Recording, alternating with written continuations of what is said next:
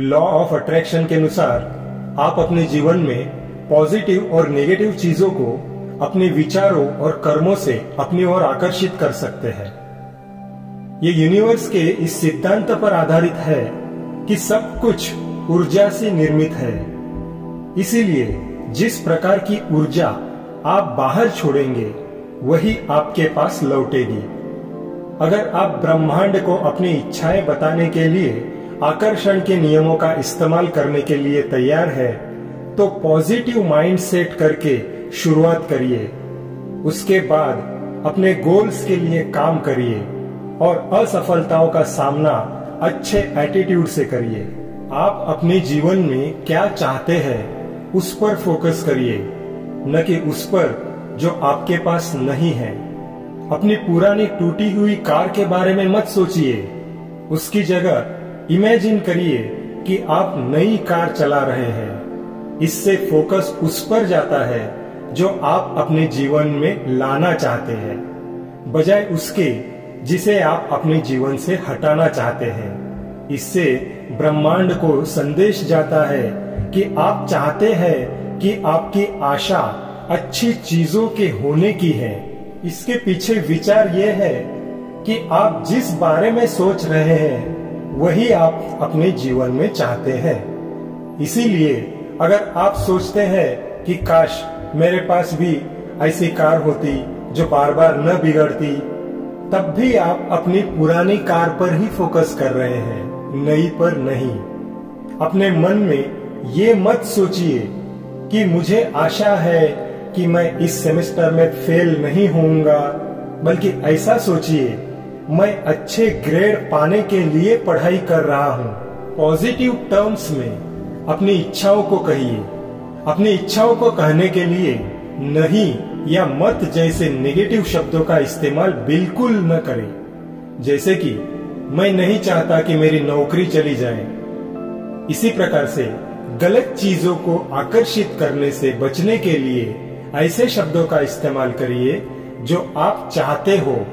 जैसे कि मैं हारना नहीं चाहता। इससे क्या होता है, हारना शब्द बाहर जाता है, जबकि मैं जीतना चाहता हूँ, इससे जीतना यह शब्द बाहर भेजा जाता है। अपने सपनों को पूरा करने के लिए अपनी आंखें बंद करिए। कल्पना करिए कि आप वही जीवन जी रहे हैं जो आप चाहते हैं। कल्पना करिए कि आप अपना मनपसंद काम कर रहे हैं, अपने स्किल का प्रदर्शन कर रहे हैं, आप अपनी नई कार में बैठे हैं। अपने इरादों को सुदृढ़ करने और उनको वास्तविकता के एक कदम नजदीक लाने के लिए हर रोज ऐसा करिए। हमेशा अपने आप को सफल होते हुए देखिए। इमेजिन करिए, जैसे कि कल्पना करिए कि आपको काम में तरक्की मिली है, न कि आप केवल अपना रोजमर्रा का काम कर रहे हैं। आप केवल काम पाना नहीं चाहते हैं, आप उसमें अपने आप को सफल बनाना चाहते हैं।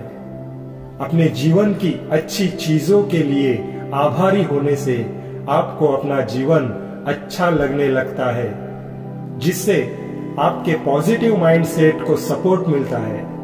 जीवन की अच्छी चीजों के बारे में थैंकफुल होने से आपको अपना जीवन बेहतर लगता है, जिससे आपके पॉजिटिव माइंडसेट को भी सपोर्ट मिलता है।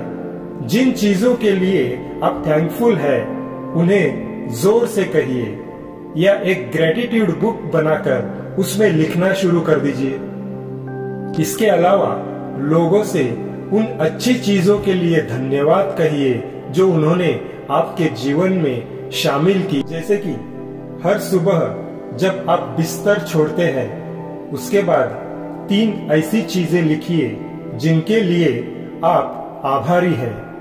इससे आपको अपना दिन अच्छे मूड में शुरू करने में मदद मिलेगी।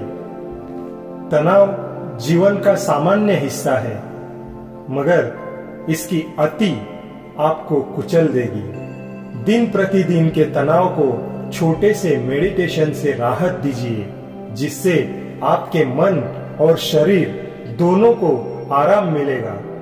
साधारण मेडिटेशन करिए। साधारण मेडिटेशन के लिए आप एक आरामदेह पोजीशन में बैठ जाइए, फिर अपनी आंखें बंद कर लीजिए, अपनी सांस पर फोकस करिए और विचारों को आने और जाने दीजिए। जैसे कि मान लीजिए कि आपको चिंता है कि प्रेजेंटेशन के दौरान आपको शर्मिंदा तो नहीं होना पड़ेगा। ऐसा होने की कितनी संभावना है? क्या पहले कभी ऐसा हुआ है? अगर आपसे गड़बड़ हो ही गई तब क्या उससे सचमुच कुछ बिगड़ेगा? क्या 1 साल के बाद आपको इसकी याद भी रहेगी? आपको शायद समझ में आ जाएगा कि आपकी चिंता वास्तव में किसी बड़ी बात के लिए नहीं थी। इससे आपको यह सोचने में भी मदद मिलेगी कि आपका जीवन अगले 5 या 10 सालों में क्या होगा। जिस चीज के लिए आज आप चिंतित है, तब क्या उसका कुछ मतलब भी होगा? शायद नहीं। जैसे कि आप किसी टेस्ट में फेल होने के लिए चिंतित हो, मगर संभावना यह है कि 5 साल बाद आपको उस टेस्ट की याद भी नहीं रहेगी। शुरू में आपके लिए अपने विचार पॉजिटिव रखना कठिन होता है।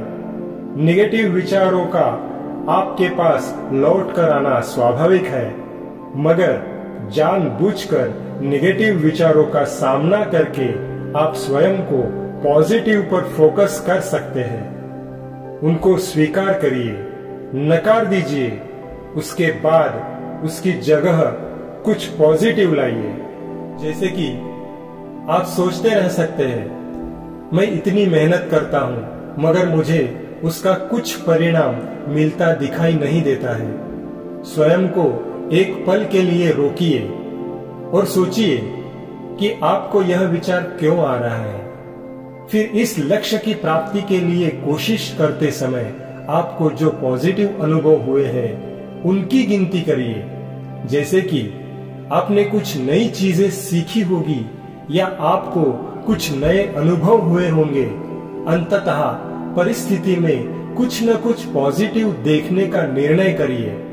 आप अपने को बता सकते हैं कि समय के साथ मैं बेहतर होता जा रहा हूं और मुझे अपनी प्रगति पर गर्व है। ओम स्वामी समर्थ। श्री स्वामी समर्थ।